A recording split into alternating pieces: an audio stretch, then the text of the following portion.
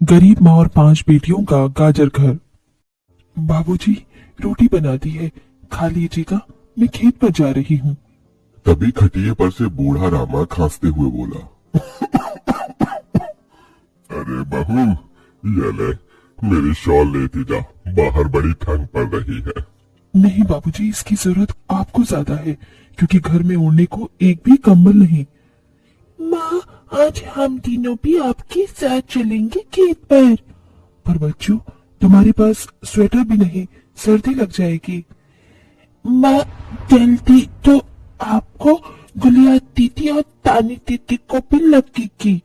अगर हम जब एक साथ मिलकर खेत पर काम करेंगे तो ज्यादा पैसे आएंगे और फिर हम कंबल खरीद लेंगे। मेरा राजा बेटा कितना समझदार हो गया है, माँ के दुख को समझने लगा है। सरिता अपने बच्चों के साथ खेत पर आती है, जो कि जंगल के पास पड़ता था। बच्चों, हमें आज के आज खेत जोतकर गाजर की फसल बोनी है। सरिता की चारों बिटिया और राजा भी कई मेहनत से बंजर खेत को जोतते हैं और फिर सब मिलकर खेती करते हैं। दिन बीतते हैं। एक रोज जब सरिता घर आती है तो वो अपने पति को घर में जुआ खेलते देखती है। अरे बिरजू, भूख लगी है, ये ले दारू, 2 घूंट मार ले। अरे खाली दारू, इसके साथ कुछ चखना मिल जाता तो मजा आ जाता। अरे देख बिरजू, तेरी लुगाई आ गई। बिरजू को घर में जुआ खेलते देखकर सरिता बौखला कर बोली, अजी, तुमको शर्म नहीं आती? घर में जुआ खेलते और दारूबाजी करते। तो फिर बोली, अरे जानती नहीं, पति परमेश्वर होता है और पत्नी की जगह पति के पैरों में होती है। चल जल्दी से मेरे लिए अंडा ऑमलेट बना और गरम रोटी भी। तुम्हें अब मुफ्त का खिलाने को राशन नहीं मेरे पास। 6 बच्चे हो गए हैं, जानते भी हो इन सब का पेट कितनी मुश्किल से पाल रही हूँ मैं। तुम्हें तो जिम्मेदारी से मतलब ही नहीं। घर में बूढ़ा बीमार पिता है, तुम तो कमाने गए थे ना, फिर क्या हुआ? आते ही पैसे मांगने लगी। पति ने खाया पिया कि नहीं ये तेरा बाप पूछेगा। नशे में तो बिरजू सरिता से अकड़ते हुए अपनी चमड़ी की चप्पल निकालकर उसे बहुत पीटता है। ये ले, और लड़ाई के सवाल? मैं कमाता नहीं तो क्या इस घर में मेरी इज्जत नहीं होगी? ये ले। बचाओ, बचाओ, माँ को मत मारो पिताजी।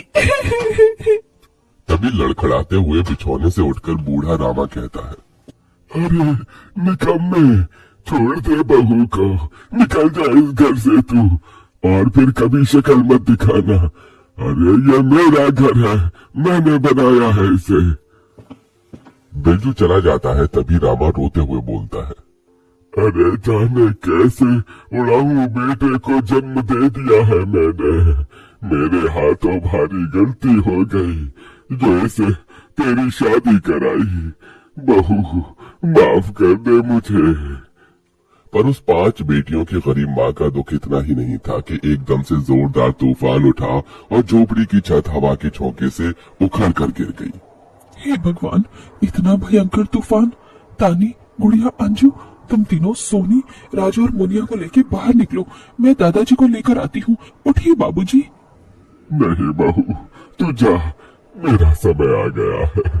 तुझे उन 5 बच्चियों की सौगंध, तेरे बाद उन्हें देखने वाला कोई नहीं। जा बहू, जा। सरिता के बाहर निकलते ही पूरी झोपड़ी गिर जाती है। सरिता छाती पीट पीट कर रोने लगती है। बाबूजी। अरे कैसा निर्दयी है रे तू ऊपर वाले! क्या मिला आखिर, क्या मिला तुझे मेरा घर उजाड़ कर? तू खुद तो अपने घर में सो रहा है और मेरी 5 बेटियों को बेघर कर दिया। जवाब दे, तू बोलता क्यों नहीं? सरिता को टूट कर रोता देखकर उसकी 5 बेटी भी बिलख बिलख कर रोती है। चुप हो जाओ माँ, रो मत। माँ, मुझे जल्दी ठंड लगती है। हे भगवान, इतनी बर्फ गिर रही है, मुझे इस ठंड से अपने बच्चों को बचाना होगा। सरिता सबका दरवाजा खटखटाती है, मगर कोई भी मुसीबत में उसकी मदद नहीं करता। हार कर वो अपने जंगल वाले गाजर के खेत में आ जाती है और सब रात भर ठंड से कांपते ठिठुरते हुए बीतती है। माँ, बहुत भूख लगी है। हाँ माँ, मुझे भी भूख लगी है। तभी सरिता की सबसे बड़ी बेटी तानी खेत में देखती है जहाँ लाल लाल गाजर उगे थे। देखो माँ, हमारे खेत में तो गाजर तैयार हो गए हैं। फिर तानी अपने सभी भाई बहनों को गाजर तोड़ कर देती है। ये लो मेरी बहनों, गाजर खा लो। अपनी बेटियों को ठंड में ऐसे देख उस गरीब माँ का मन अपार दुख से भर जाता है। अपनी इस गरीब लाचार माँ को माफ कर देना बच्चों, तुम्हें ये ठंड भोगना पड़ रहा है। तभी एकदम से दिन का माहौल रात सा हो जाता है और तेजी से बर्फ गिरने लगती है। बाप रे बाप, एकदम से इतनी ठंड, ऐसे तो बिना घर के हम बच नहीं पाएंगे। तभी सरिता अपना आंचल उन पर उड़ाती है, मगर बच्चे थरथरा उठते हैं कि एकदम से गुड़िया कहती है, माँ, तानी दीदी, हम अपना घर बना सकते हैं। मगर कैसे बिटिया, हमारे पास पैसे भी तो नहीं। माँ देखो, हमारे खेत में कितने सारे गाजर उगे हैं, हम इसी से अपना घर तैयार करेंगे, पर हम सबको साथ मिलकर मदद करनी होगी। राजा बेटा, जब तक कि हम गाजर घर तैयार नहीं कर लेते, तुझे अपनी छोटी बहनों का ख्याल रखना होगा, रखेगा ना?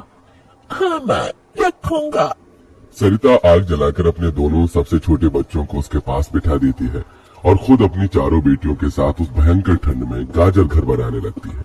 अंजू, सोनी, गुड़िया, तुम दोनों मुझे और तानी दीदी को गाजर तोड़ तोड़ कर दो, हम घर बनाते हैं। ठीक है माँ। गरीब माँ बेटियां मिलकर गाजर घर बनाती हैं, मगर घर एकदम से ढह जाता है, जिससे सरिता दुखी हो जाती है। कितनी मेहनत से ये गाजर घर बनाया था हमने, मगर सारी मेहनत बेकार चली गई। तभी चारों बेटियां रोते हुए गाकर अपनी माँ को हिम्मत देती हैं। जिंदगी की यही रीत है, हार के बाद ही जीत है, थोड़े आंसू है थोड़ी हंसी, आज गम है तो कल है खुशी, जिंदगी की यही रीत है, हार के बाद ही जीत है। मेरे बच्चियों। रोते हुए सरिता अपनी बेटी को गले से लगा लेती है। वो फिर कोशिश करते हैं, कई बार उनका गाजर घर बिगड़ता है। तभी गुड़िया कहती है, माँ, अगर हम अपना गाजर घर मजबूत बनाने के लिए पहले लकड़ी फट्टी से ढांचा बना ले, तो फिर हमारा गाजर घर नहीं गिरेगा। सब ऐसा ही करती है, जिससे उस बार उनका गाजर का घर मजबूत बन जाता है। सरिता अपनी पांचों बेटियों और बेटे के साथ घर के अंदर आती है। तब जाकर उनके शरीर को गर्माहट महसूस होती है। अरे वाह माँ, दीदी, आप सबने कितना सुंदर गाजर घर बनाया है, और ये कितना गर्म भी है। तभी सरिता अपने बेटे बेटियों का मुंह देखती है। सबकी आंखों में भूख थी। मैं जानती हूँ तुम सबको भूख लगी है ना, अपनी माँ को एक दिन दे दो, मैं कल काम ढूंढ लूंगी। ठीक है, आज हम ये गाजर खाकर सो लेंगे। आप भी खा लो ना माँ, आपने 2 दिन से कुछ नहीं खाया। सोनी अपने नन्हे हाथों से अपनी गरीब माँ को गाजर खिलाती है। अगले दिन सरिता ठंड में इधर से उधर काम ढूंढने भटकती रहती है, मगर कोई उसे काम नहीं देता। इधर अब उसके खेत के गाजर भी खत्म हो गए थे, जिससे उसकी बेटियां भूखी थी और उसकी दूधमुही बेटी भूख से रोए जा रही थी। माँ, मुन्ना को भूख लगी है, उसे खाना चाहिए। छोटे बच्चे खाना नहीं खाते राजा, इसे दूध पीना है। हे बसुरी बजैया, एक माँ की ममता की इतनी भी परीक्षा मत लो कि वो अपने बच्चे को दूध भी ना पिला सके। तभी सरिता को द्वार पर एक गाय के रंभाने की आवाज सुनाई दी। माँ, लगता है बाहर गाय आई है। सरिता अपनी बेटियों के साथ बाहर आकर देखती है तो गाय के थन से दूध की धारा बहे जा रही थी। इस गाय के थन में कितना दूध गिर रहा है। सरिता गाय का गर्म दूध अपनी बेटी को पिलाती है। तभी गाय उसके खेत में जाकर गोबर कर देती है, जिससे एकदम से जादू होता है और खेत लाल चमकदार गाजर से भर जाता है। माँ, ये तो कोई जादुई गाय लगती है। देखो, हमारे खेत में कितने गाजर हो गए। हाँ गुड़िया, मैं जादुई गाय हूँ। मुझे वरदान प्राप्त है, जिस भी बंजर खेत में मैं गोबर करूंगी, वो फसल से भर जाएगी। मैं इससे पहले भी तुम्हारे खेत में आई थी। इसका मतलब गौ माता, आपकी वजह से उस वक्त भी मुझ गरीब के बंजर खेत में गाजर उगी थी। आपका कोटि कोटि धन्यवाद गौ माता। माँ तुम काम ढूंढ रही थी ना, अब मैं ढूंढना। तुम तो कितना अच्छा गाजर का हलवा बनाती हो, और गाय के दूध से खोया, घी, दूध सब बनता है। तुम हलवा बनाकर बेचो। सरिता उस गाय के दूध से घी खोया तैयार कर लेती है और गाजर का हलवा बनाकर बेचने लगती है, जो कि लोगों को खाने में स्वादिष्ट लगता है।